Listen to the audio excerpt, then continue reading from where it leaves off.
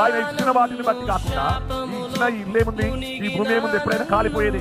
ఈ ఆకాశం కాలిపోయేది, ఈ పంచభూతములు ఇక్కడ వేందంతో ఇవన్నీ కాలిపోతాయి. కానీ యేసు ప్రభుచ్చే రక్షణ, యేసు ప్రభు పాపినైనా నన్ను ప్రేమించాడు. జక్కయ్య దేని బట్టి ఆనందంగా ఉండలేదు, ఆస్తిని బట్టి తనతో బాగా విస్తారమైన సంపద జక్కయ్యలో ఉన్నది.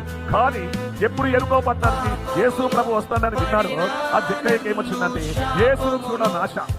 నీకు కూడా అలాంటి ఆశ ఇస్తామని, నేను యేసు ప్రభును చూడాలన్న ఆశ మనకు ఉండాలి. వెళ్ళారు. యేసు ప్రభు కనిపించకుంటే ఏమెక్కాడు? యేసు ప్రభు కనిపించినప్పుడు చెట్టెక్కి ఎవరు చూస్తున్నాడ? యేసు ప్రభు చూస్తున్నాడు.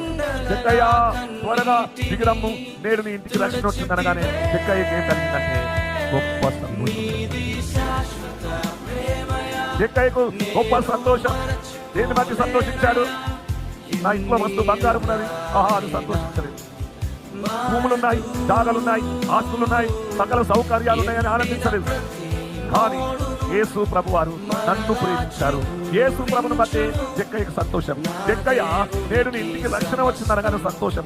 దేవుడి రక్షణను బట్టి మనం ఏం చేయాలంటే సంతోషపడాలి. దేవుని స్తోత్రం.